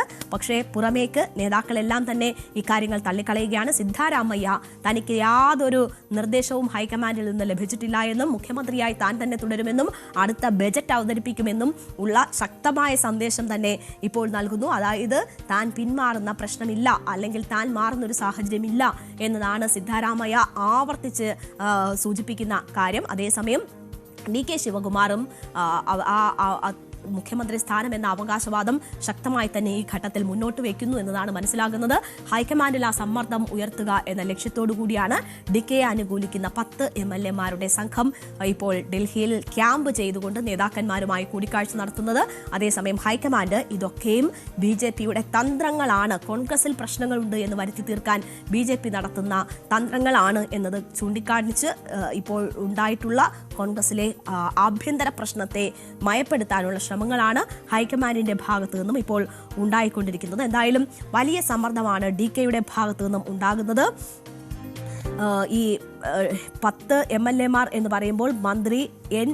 ചലവുരായസ്വാമിയുടെ നേതൃത്വത്തിലുള്ള ആ മന്ത്രിയുടെ നേതൃത്വത്തിലുള്ള MLA-മാരാണ് 10 പേരടങ്ങുന്ന സംഘം ഇപ്പോൾ ഡൽഹിയിൽ എത്തിയിരിക്കുന്നത്. ഹൈക്കമാൻഡുമായി അവർ കൂടിക്കാഴ്ച നടത്തുകയാണ്. വിവിധ തലങ്ങളിലുള്ള കൂടിക്കാഴ്ചകൾ നടന്നു വരികയാണ്. 2.5 വർഷം പൂർത്തിയാകുമ്പോൾ മാറണമെന്ന ഒരു വ്യവസ്ഥയും ഇല്ല എന്ന നിലപാടാണ് സിദ്ധാരാമയ്യ ഈ ഘട്ടത്തിലും ആവർത്തിച്ച് പറയുന്നത്. അതേസമയം ഹൈക്കമാൻഡിന്റെ ഭാഗമായിട്ടുള്ള ആരും തന്നെ ഈ വിഷയത്തിൽ പ്രതികരിച്ചിട്ടില്ല എന്നതുകൂടി നമ്മൾ കാണണം. സുർജേവാലയുടെ പ്രതികരണമാണ്, BJPക്കെതിരായ പ്രതികരണം മാത്രമാണ് ഈ ഘട്ടത്തിൽ ഉണ്ടായിട്ടുള്ളത്. സംസ്ഥാനത്ത് അധികാരം പങ്കിടൽ ഫോർമുല നടപ്പാക്കണം എന്നതാണ് ഈ DK ശിവകുമാർ പക്ഷം ആവശ്യപ്പെടുന്നത്. അതിനുള്ള സമ്മർദ്ദം എന്ന നിലയിലാണ് ഹൈക്കമാൻഡുമായി കൂടിക്കാഴ്ചകൾക്കായി DKയെ അനുകൂലിക്കുന്ന വിഭാഗം എത്തിയിട്ടുള്ളത്. മന്ത്രി N. ചലവുരായസ്വാമി ഉൾപ്പെടെയുള്ളവർ ഹൈക്കമാൻഡിന് മുന്നിൽ വെക്കുന്ന നിർദ്ദേശം എന്ന് പറയുന്നത് 2.5 വർഷം കാലാവധി പിന്നിട്ടിരിക്കുന്നു. സിദ്ധാരാമയ്യ ഒഴിഞ്ഞ് നേരത്തെ എന്തായിരുന്നോ വ്യവസ്ഥയുണ്ടായിരുന്നത് അത് പ്രകാരമുള്ള നടപടികളിലേക്ക് നടക്കണം. ആ രീതിയിൽ മന്ത്രിസഭ പുനഃസംഘടന ഉണ്ടാകണം എന്നൊരാവശ്യമാണ് ഇവർ മുന്നോട്ട് വയ്ക്കുന്നത്. അപ്പോൾ ഈ 2.5 വർഷം മുൻപ് നൽകിയ വാക്ക് പാലിക്കുക എന്നതാണ് ശിവകുമാർ പക്ഷത്തെ MLA-മാരുടെ ആവശ്യം. അതായത് ശിവകുമാറിന്റെ തന്നെ ആവശ്യം. ഹൈക്കമാൻഡ് വാക്ക് പാലിക്കുക എന്നൊരാവശ്യമാണ് ഇവർ മുന്നോട്ട് വയ്ക്കുന്നത്. അതേസമയം ഇങ്ങനെ ഒരു വാക്കില്ല, ഇങ്ങനെ ഒരു ഫോർമുല അന്നുണ്ടായിരുന്നില്ല, അങ്ങനെ ഒരു അധികാര പങ്കിടൽ ധാരണ ഉണ്ടായിരുന്നില്ല എന്നതാണ് സിദ്ധാരാമയ്യ ചൂണ്ടിക്കാട്ടുന്നത്. പക്ഷേ വാക്ക് പാലിക്കുക എന്നതാണ് DK ശിവകുമാർ പക്ഷം ആവശ്യപ്പെടുന്നത്. 2023 മെയ് 20-നാണ് നിയമസഭാ തെരഞ്ഞെടുപ്പ് ഫലം പ്രഖ്യാപിച്ചതിന് ശേഷം മുഖ്യമന്ത്രി സ്ഥാനത്തിനായി സിദ്ധാരാമയ്യയും ശിവകുമാറും തമ്മിൽ ശക്തമായ വടംവലി നടന്നത്. ഒടുവിൽ ഹൈക്കമാൻഡ് ഉൾപ്പെടെ ഇടപെട്ടുകൊണ്ടാണ് ശിവകുമാറിനെ പിന്തിരിപ്പിച്ച് ഉപമുഖ്യമന്ത്രി സ്ഥാനം ഏറ്റെടുക്കാൻ ശിവകുമാറിനോട് നിർദ്ദേശിക്കുകയും ഒപ്പം മുഖ്യമന്ത്രി സ്ഥാനത്തേക്ക് സിദ്ധാരാമയ്യ തുടരുക എന്ന ഒരു തീരുമാനം ഹൈക്കമാൻഡ് ഇടപെട്ടാണ് ഉണ്ടാക്കുന്നത്. അക്കാലത്ത് 2.5 വർഷത്തിന് ശേഷം DK ശിവകുമാർ മുഖ്യമന്ത്രിയാകും എന്ന് സംബന്ധിച്ചുള്ള ഒരു ഫോർമുല ഉണ്ട് എന്ന് പുറമേക്ക് പറഞ്ഞു കേട്ടിരുന്നു എങ്കിൽ പോലും ആരും ഔദ്യോഗികമായ കാര്യങ്ങൾ സ്ഥിരീകരിച്ചിരുന്നില്ല. ഇപ്പോൾ ഉള്ളിൽ ഉണ്ടായിരുന്ന ആ ധാരണ, വാക്ക് പാലിക്കണം എന്നൊരാവശ്യം DK ശിവകുമാർ പക്ഷം അതിശക്തമായി തന്നെ ഉന്നയിക്കുന്നതാണ് നമ്മൾ കാണുന്നത്. അപ്പോൾ DK തങ്ങളുടെ അവകാശവാദം ശക്തമാക്കുമ്പോൾ അതിൽ അല്പം പോലും കുലുങ്ങാതെ അതിനെ പാടെ തള്ളുന്ന ഒരു സമീപനമാണ് സിദ്ധാരാമയ്യ ഇപ്പോഴും സ്വീകരിച്ചിരിക്കുന്നത്. സ്ഥാനമൊഴിയുമെന്ന അഭ്യൂഹങ്ങൾ അടിസ്ഥാനരഹിതമാണ് എന്നതാണ് സിദ്ധാരാമയ്യ പറയുന്നത്. കോൺഗ്രസിന് ലഭിച്ചത് 5 വർഷം ഭരണം നടത്താനുള്ള മാൻഡേറ്റാണ് ലഭിച്ചത് എന്നതാണ് സിദ്ധാരാമയ്യ പറയുന്നത്. നവംബർ വിപ്ലവം എന്ന പ്രയോഗം മാധ്യമ സൃഷ്ടിയാണ് എന്നതാണ് സിദ്ധാരാമയ്യ അങ്ങനെ പറഞ്ഞുകൊണ്ടാണ് ആ വാർത്തകളെ സിദ്ധാരാമയ്യ തള്ളുന്നത്. തൻ്റെ സ്ഥാനം തുടക്കം മുതലേ ശക്തമായിരുന്നു എന്ന് അദ്ദേഹം പറയുന്നു. ജനങ്ങൾ ഞങ്ങൾക്ക് നൽകിയിട്ടുള്ളത് 5 വർഷമാണ്.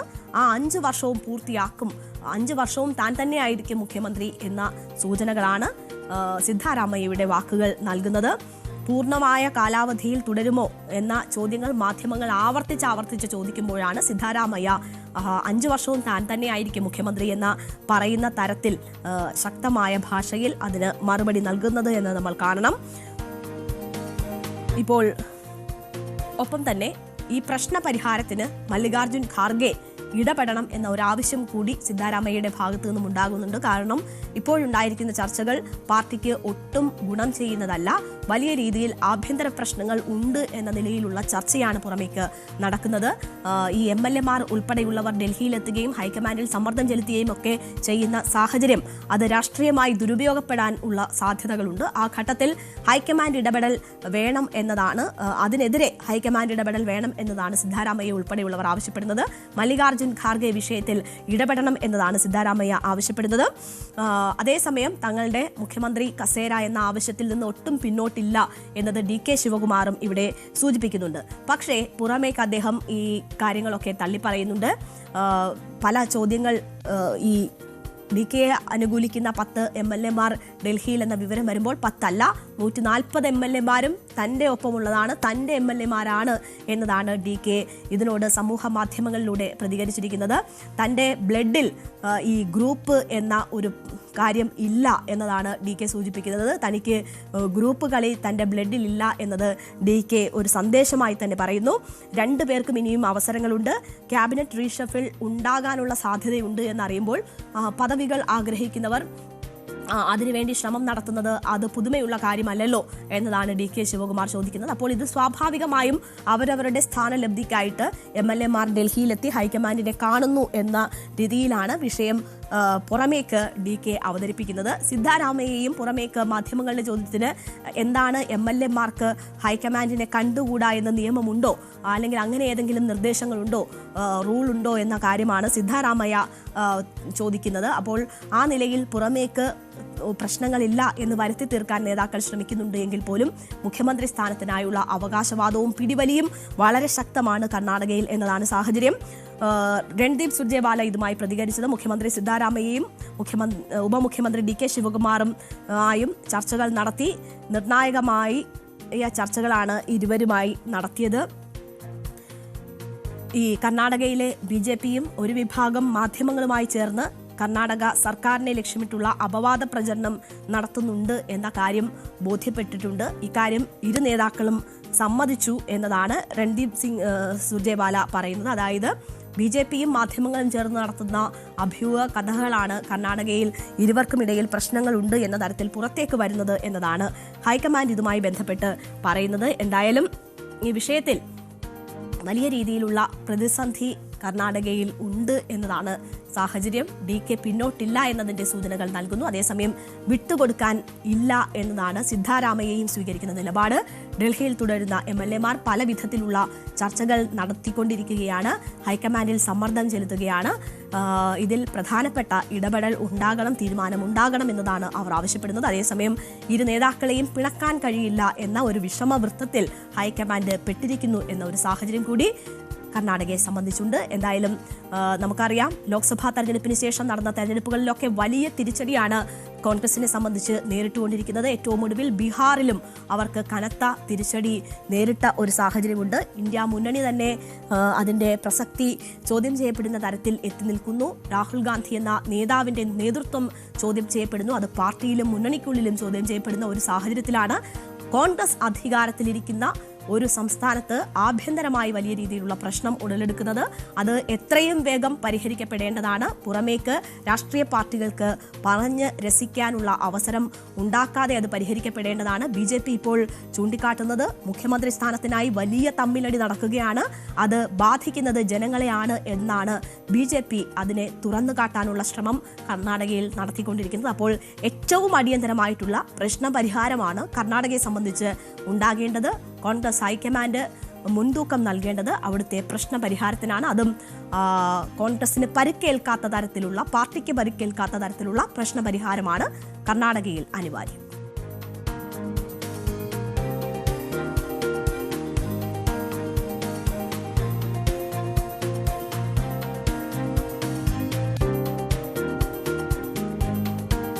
നമുക്ക് അടുത്ത ഫോക്കസ് വാർത്തയിലേക്ക് തിരിച്ചെത്താം, ചെറിയൊരിടവേളയ്ക്ക് ശേഷം.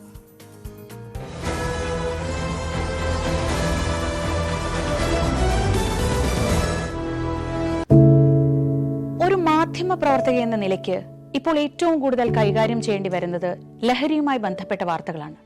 കൊച്ചുകുട്ടികൾ മുതൽ യുവാക്കൾ വരെ എല്ലാവരും ഉൾപ്പെട്ടിരിക്കുന്ന ലഹരിയുടെ ഒരു വല. എന്താണ് നമ്മുടെ യുവതലമുറയ്ക്ക് സംഭവിക്കുന്നത് എന്നൊക്കെ എല്ലാവരും ചോദിച്ചു കാണും.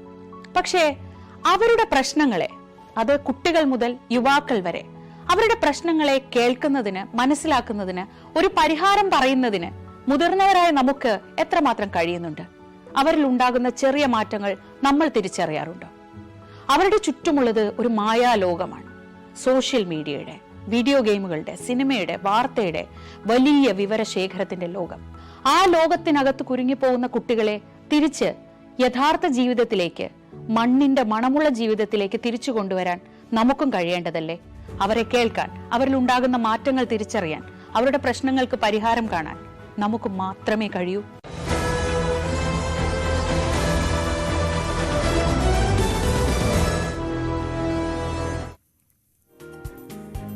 വീണ്ടും നേരം വൈകുന്നേരത്തിലേക്ക് സ്വാഗതം. നമ്മൾ ഇന്നലെ കണ്ട വാർത്തയാണ്.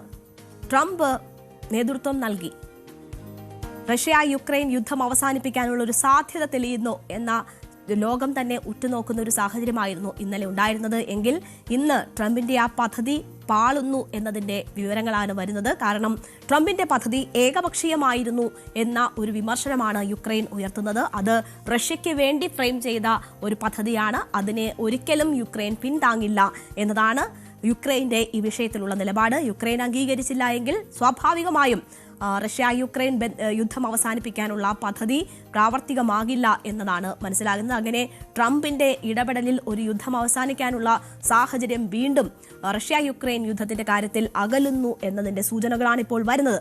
അപ്പോൾ എന്താണ് ഇതിന്റെ പ്രധാനപ്പെട്ട പാളിച്ചകൾ നോക്കിയാൽ 28 പദ്ധതിയാണ് ട്രംപ് മുന്നോട്ട് വെച്ചിരുന്നത്. അത് നമുക്കറിയാം, ഗാസയിലെ സമാധാന പദ്ധതിക്ക് സമാനമായ നിലയിൽ ട്രംപ് അവതരിപ്പിച്ച പദ്ധതിയാണ്. അതിന് ഇന്നലെ ട്രംപ് അംഗീകാരം കൊടുത്തതോടുകൂടിയാണ് ഈ യുദ്ധം അവസാനിക്കുമോ എന്ന പ്രതീക്ഷകൾ ഉടലെടുത്തത്. പക്ഷേ ഈ 28 പദ്ധതികളിൽ ട്രംപ് മുന്നോട്ട് വെച്ചിട്ടുള്ള നിർദ്ദേശങ്ങൾ എന്താണ് എന്നത് ഏറെക്കുറെ അജ്ഞാതമായിരുന്നു. വളരെ സീക്രട്ട് പ്ലാനായിട്ടാണ് ട്രംപ് ഇത് അവതരിപ്പിക്കുന്നത്. അപ്പോൾ 28 പദ്ധതികൾ എന്താണ് എന്നതിന്റെ വ്യക്തത ഉണ്ടായിരുന്നില്ല. ABC മറ്റും ചില സൂചനകൾ നൽകിയിരുന്നു എന്നതിനപ്പുറം ഇതെന്തൊക്കെ ഉൾക്കൊള്ളുന്നതാണ് എന്നത് സംബന്ധിച്ച് വ്യക്തതയില്ല. ഇപ്പോൾ അതിന്റെ ആദ്യഘട്ട ചർച്ചകൾ യുക്രൈനിൽ അമേരിക്കൻ പ്രതിനിധികൾ ഉൾപ്പെടെ, വൈറ്റ് ഹൗസ് പ്രതിനിധികൾ ഉൾപ്പെടെ എത്തി യുക്രൈനുമായും റഷ്യയുമായും പ്രാഥമിക ചർച്ചകൾ പൂർത്തിയാക്കുമ്പോൾ ഇത് യുക്രൈൻ അംഗീകരിക്കാൻ കഴിയാത്ത നിർദ്ദേശങ്ങളാണ് എന്നത് വെളിവാവുകയാണ്. അപ്പോൾ ഈ പദ്ധതി അംഗീകരിക്കുകയാണെങ്കിൽ അത് റഷ്യയ്ക്ക് മുന്നിൽ കീഴടങ്ങുന്നതിന് തുല്യമാകും എന്നതാണ് യുക്രൈൻ ഇതുമായി ബന്ധപ്പെട്ട് പറയുന്നത്. അപ്പോൾ അങ്ങനെ ഒരു കീഴടങ്ങലിന് തങ്ങളില്ല എന്നത് യുക്രൈൻ വ്യക്തമാക്കുകയാണ്.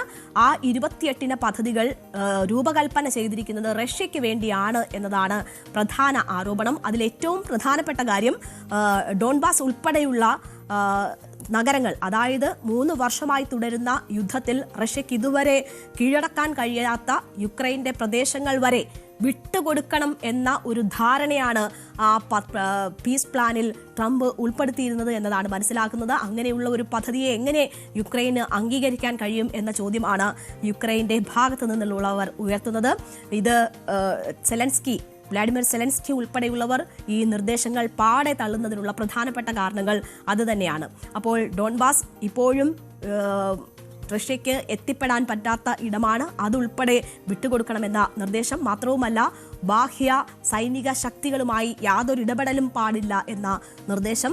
മാത്രവുമല്ല, യുക്രൈൻ അവരുടെ സൈനിക ശേഷി കുറയ്ക്കണം എന്നതുൾപ്പെടെയുള്ള നിർദ്ദേശങ്ങളാണ് ഇതിലുണ്ടായിരുന്നത്. വളരെ വിചിത്രം എന്ന് തോന്നുന്ന തരത്തിലുള്ള പദ്ധതികൾ അടങ്ങിയ, പ്ലാൻ അടങ്ങിയ ഒരു നിർദ്ദേശമാണ്, ഒരു സീക്രട്ട് പ്ലാനാണ് ട്രംപ് ഇതുമായി ബന്ധപ്പെട്ട് മുന്നോട്ട് വെച്ചിരിക്കുന്നത് എന്നതാണ് മനസ്സിലാകുന്നത്. റഷ്യ യുക്രൈൻ യുദ്ധം അവസാനിപ്പിക്കാൻ ഈ സമാധാന പദ്ധതി യാതൊരു തരത്തിലും അംഗീകരിക്കാൻ കഴിയില്ല എന്നത് യുക്രൈൻ ഇതിനോടകം വ്യക്തമാക്കി കഴിഞ്ഞിരിക്കുന്നു. റഷ്യയുമായുള്ള യുദ്ധം അവസാനിപ്പിക്കാനുള്ള അമേരിക്കൻ നീക്കം അസംബന്ധം എന്നതാണ് യുക്രൈൻ എന്ന് പറഞ്ഞുകൊണ്ടാണ് യുക്രൈൻ രംഗത്തെത്തിയത്.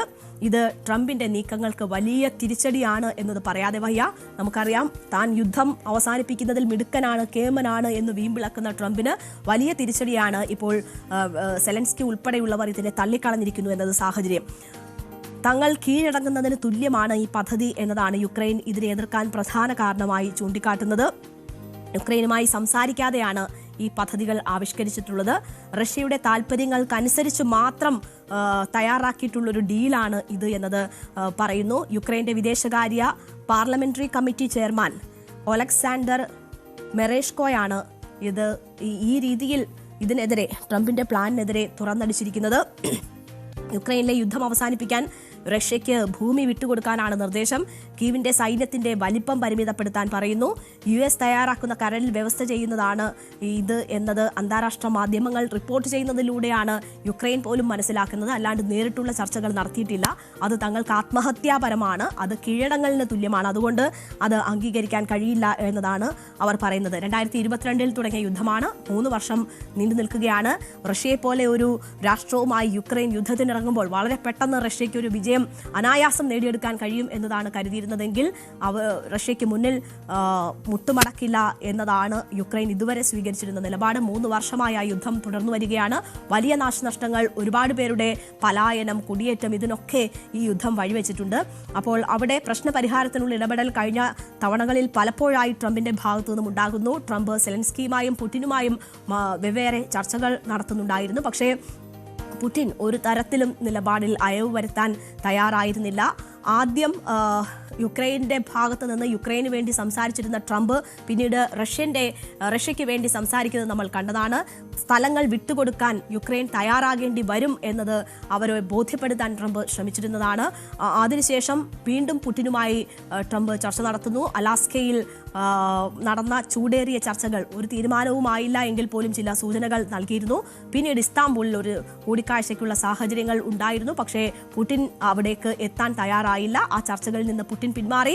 അതോടെ ട്രംപും പുടിനും തമ്മിൽ ഉടക്കുന്ന ഒരു സാഹചര്യം ഉണ്ടായി. തനിക്ക് അനാവശ്യമായി കളയാൻ സമയമില്ല എന്ന് പറഞ്ഞ് ഈ പ്രവർത്തികളൊക്കെ, ഈ സമാധാനത്തിനായുള്ള ഇടപെടൽ അവസാനിപ്പിക്കുന്നു എന്നതിൻ്റെ സൂചനകൾ ട്രംപ് നൽകിയിരുന്നുവെങ്കിൽ പോലും പിന്നീട് ഇതുപോലെ ഒരു 28-ന് സമാധാന പദ്ധതി ആവിഷ്കരിക്കുകയും അത് നടപ്പാക്കാനുള്ള ശ്രമങ്ങൾ തുടങ്ങുകയും ചെയ്തിരിക്കുന്ന ഘട്ടത്തിലാണ് വലിയ തിരിച്ചടി ഇപ്പോൾ ട്രംപിന് നേരിടുന്നത്. ഉക്രൈൻ ഇതിനെ പൂർണ്ണമായും തള്ളിക്കളയുന്നത്.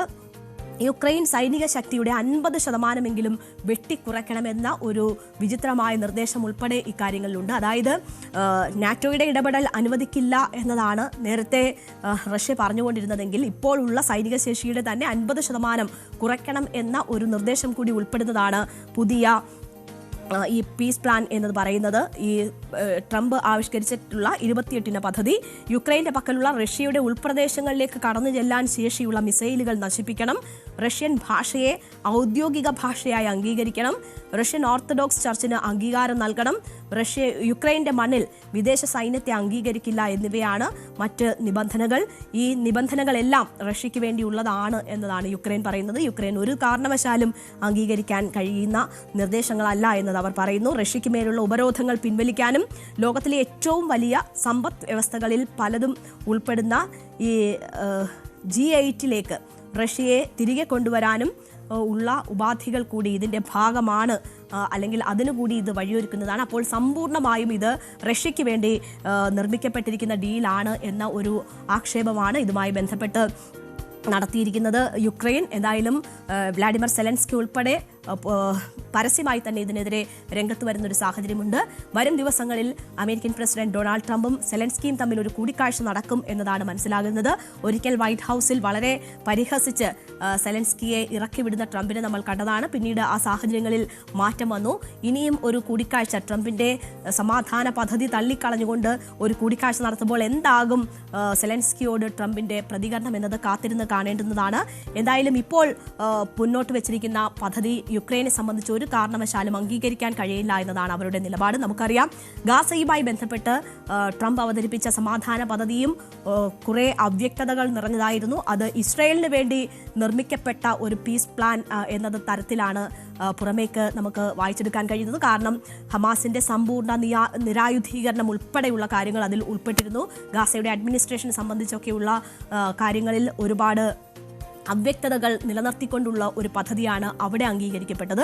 സമാനമായി യുക്രൈനിലേക്ക് വരുമ്പോൾ അത് പൂർണ്ണമായും റഷ്യയ്ക്ക് വേണ്ടിയുള്ളതാകുന്നു, യുക്രൈന് വേണ്ടിയുള്ളതല്ല എന്നതാണ് അവിടെ ഉന്നയിക്കപ്പെടുന്ന ഒരു ആരോപണം, സെലൻസ്കി ഉയർത്തിക്കാട്ടുന്ന ഒരു ആരോപണം.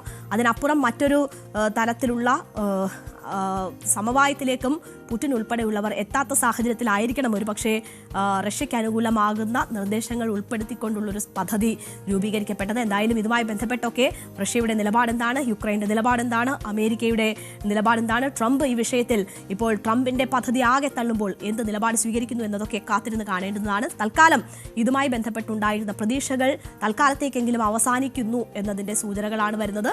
ഈ പദ്ധതി അംഗീകരിക്കില്ല എന്ന് യുക്രൈൻ വ്യക്തമാക്കുമ്പോൾ. അപ്പോൾ ഇന്നത്തെ പ്രധാന വാർത്തകൾ ഇതൊക്കെയാണ്. നമ്മൾ വിശദമായി കണ്ട 5 ഫോക്കസ് വാർത്തകൾ. നമ്മുടെ സമയം ഇവിടെ അവസാനിക്കുകയാണ്. ഇടവേളയ്ക്ക് ശേഷം ലൈവ് at 6 കാണാം. എല്ലാ പ്രേക്ഷകർക്കും നന്ദി.